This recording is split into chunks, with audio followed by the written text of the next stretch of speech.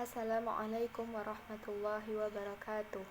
Alhamdulillahirabbil alamin, hamdan syakirin, hamdan na'imin, hamdan yuafi ni'amahu wa yukafi'u mazidah. Allahumma salli ala sayyidina Muhammad wa ala ali sayyidina Muhammad. Baiklah, saya Rahma Fuadi dari program studi Pendidikan Sejarah. Di sini saya akan menjelaskan mengenai salah satu materi pendidikan agama Islam, yaitu mengenai masuknya agama Islam ke daerah saya, yaitu Tarusan Kamang, Sumatera Barat. Langsung saja, pada penjelasan ini saya menggunakan media mind map, yaitu seperti ini. Terlebih dahulu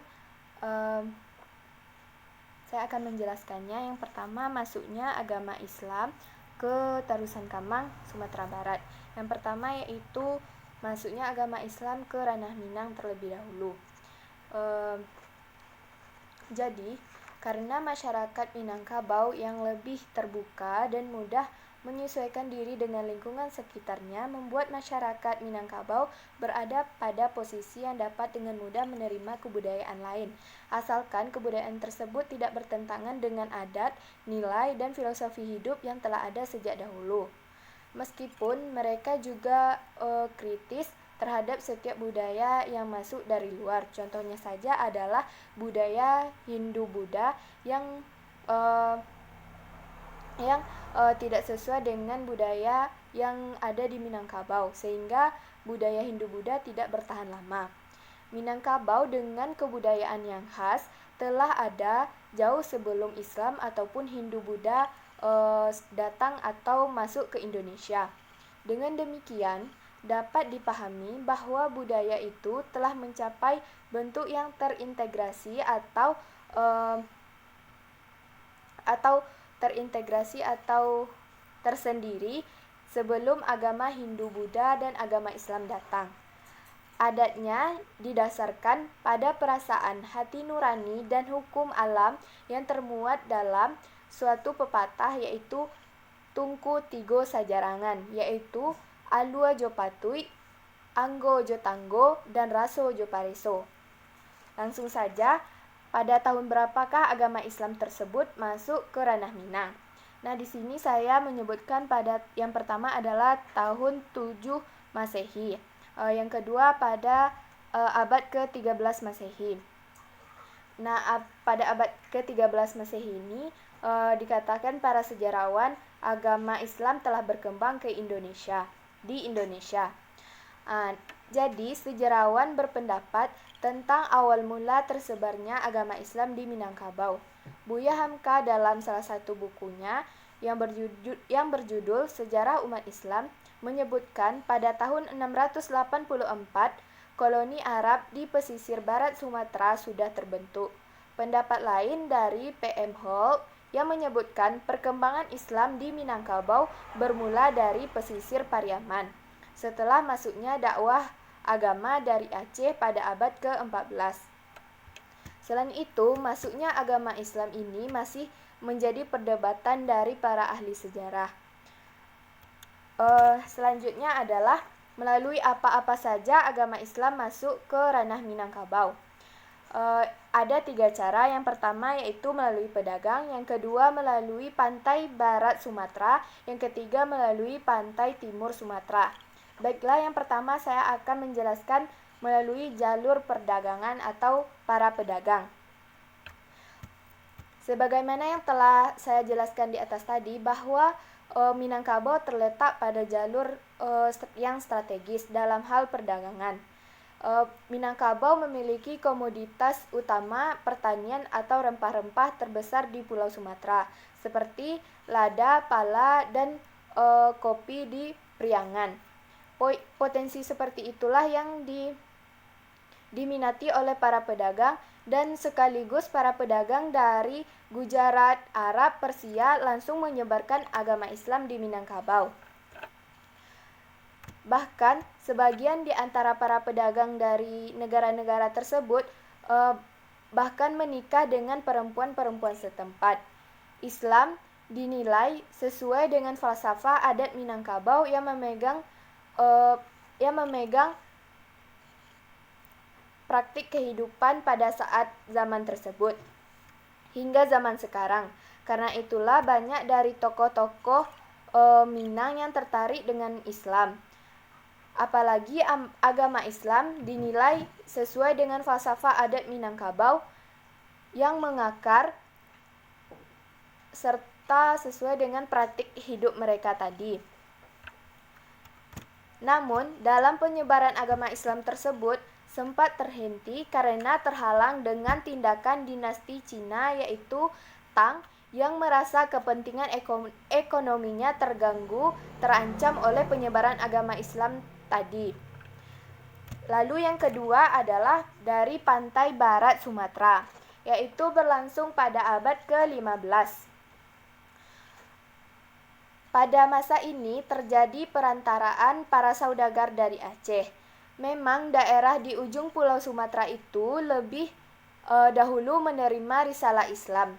Pada tahap inilah dakwah Islam berkembang pesat dan lebih sistematis dalam menjangkau seluruh penduduk Minangkabau. Penyiaran Islam tahap yang kedua ini yaitu melalui pantai barat Sumatera berada di bawah pengaruh Aceh. Sebagai umat yang telah terlebih dahulu masuk Islam, para pedagang Aceh berperan sebagai mubaligh. Mereka giat melakukan penyebaran dan pengembangan agama Islam di pesisir Sumatera Barat atau daerah Minangkabau.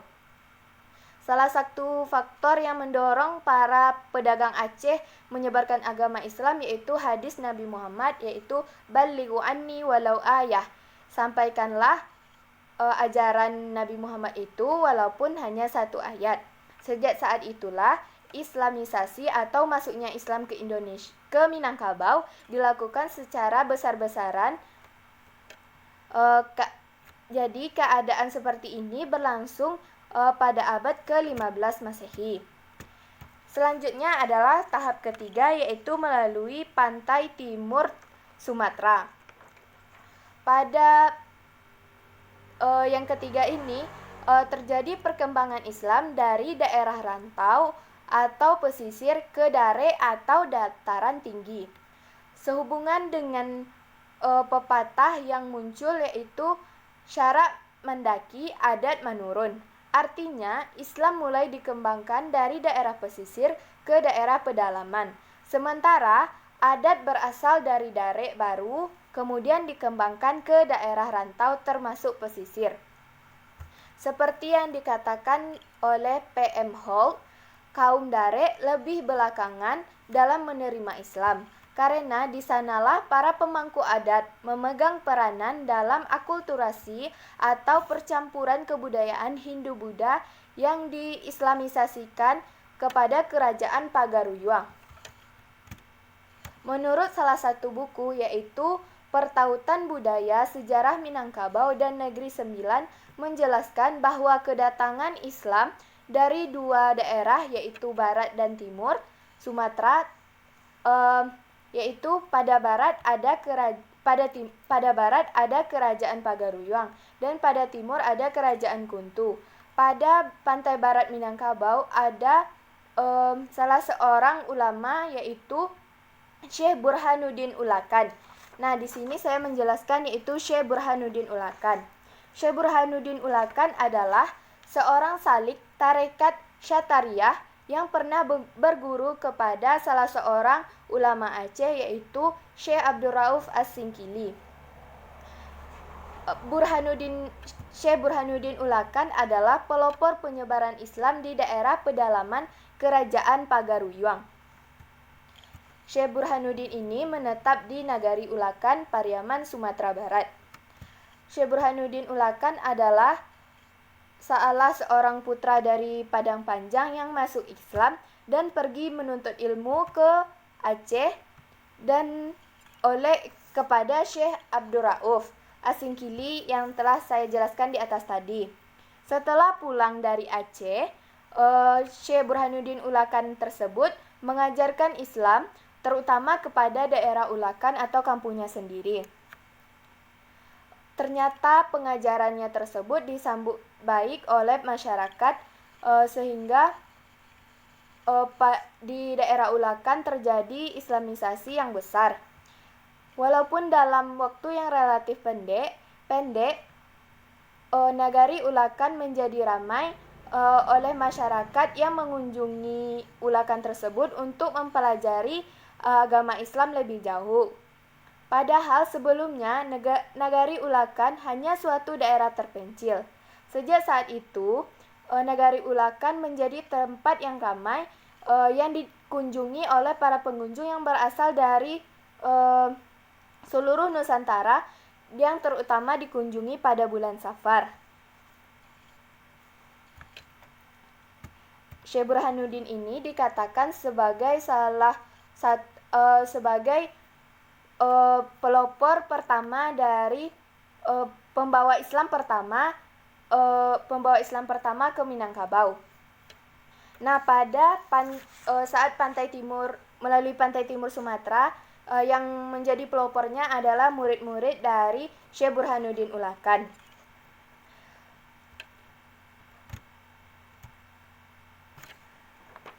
Lalu pada masa setelah Syekh Burhanuddin ini, yaitu pada Kerajaan Pagaruyuang, yaitu pada masa pemerintahan anak Adityawarman, yaitu pendiri dari Kerajaan Pagaruyuang, pengaruh Hindu muda mulai pudar. Islam mulai dikenal di Istana Kerajaan Pagaruyuang abad ke-17, sehingga anak Adityawarman tadi berganti nama dengan Sultan Alif setelah memeluk agama Islam. Lalu di Kerajaan Pagaruyuang dibuatlah salah satu lembaga Islam, yaitu Raja Ibadat, sebagai perimbangan dari Raja Adat yang mengurus persoalan tradisi. Dasar pengaturan masyarakat Islam pun berubah.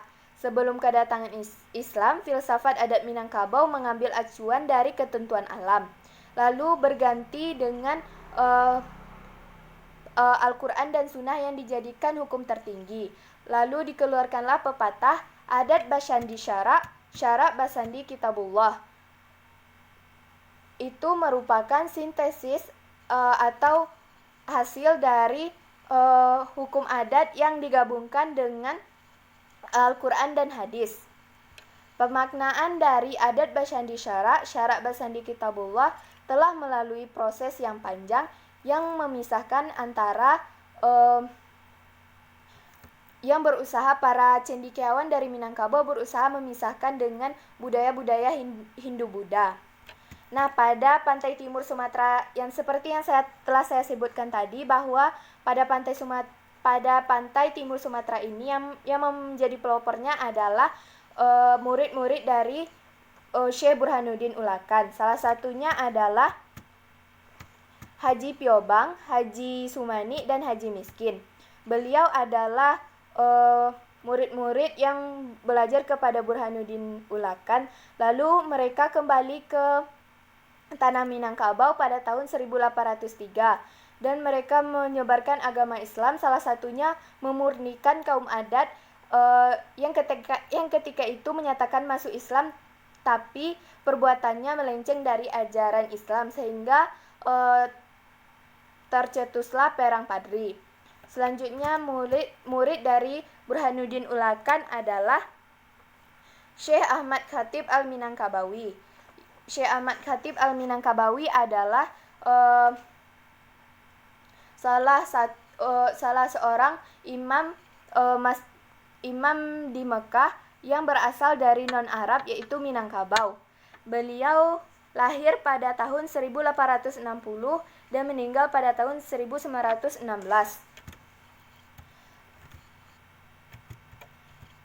Ahmad Khatib Al-Minangkabawi adalah seorang ulama kelahiran Koto Gadang, Agam. Beliau berguru kepada ulama-ulama di Mekah. Selanjutnya adalah murid dari Syekh Ahmad Khatib Al-Minangkabawi ini adalah Syekh Sulaiman Ar-Rasuli atau Inyak Canduang.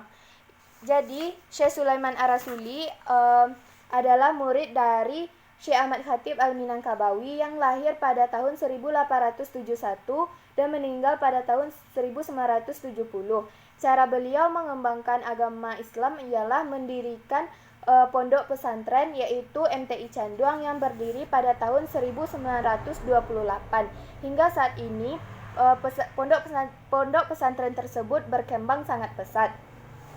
Selanjutnya adalah masuknya agama Islam atau berkembangnya agama Islam di daerah saya yaitu Tarusan Kamang, yaitu dipelopori oleh Syekh Arifin Jamil Tuanku Solo, yaitu buya saya sendiri.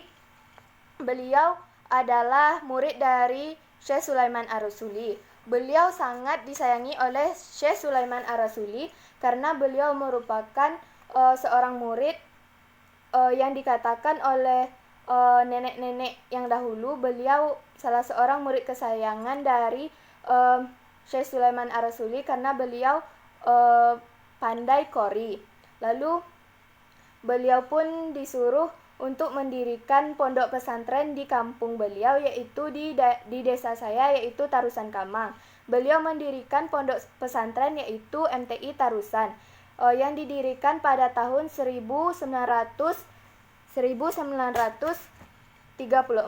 Hingga saat ini pondok pesantren ini berkembang dengan pesat. Jadi intinya adalah perkembangan atau masuknya agama Islam ke daerah saya berasal dari Syekh Burhanuddin Ulakan yang menyebarkan agama Islam, lalu dilanjutkan oleh murid Syekh Burhanuddin yaitu Ahmad Khatib Al-Minangkabawi. Lalu Ahmad Khatib Al-Minangkabawi mengajarkan ilmunya kepada Syekh Sulaiman Ar-Rasuli, lalu Syekh Sulaiman Ar-Rasuli mengajarkan ilmunya kepada ulama dari desa saya yaitu Syekh Arifin Jamil Tuanku Solo. Ini merupakan gambar Syekh Burhanuddin Ulakan, dan ini guru Syekh Burhanuddin, Syekh Abdul Rauf As-Singkili, dan ini merupakan Syekh Ahmad Khatib Al-Minangkabawi, dan ini Syekh Sulaiman Ar-Rasuli Inyak Canduang, dan ini merupakan Ponpes MTI Canduang yang didirikan 1928 oleh beliau. Dan ini adalah Buya Arifin Jamil Tuanku Solo. Ini salah satu buku tentang beliau. Dan ini merupakan Ponpes MTI Tarusan Kamang yang didirikan 1934 oleh Buya Arifin Jamil Tuanku Solo tersebut.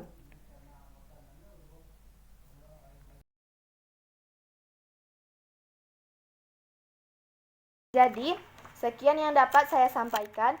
Moga-moga bermanfaat bagi kita semua. Mohon maaf apabila terjadi kesalahan. Saya akhiri dengan Assalamualaikum warahmatullahi wabarakatuh.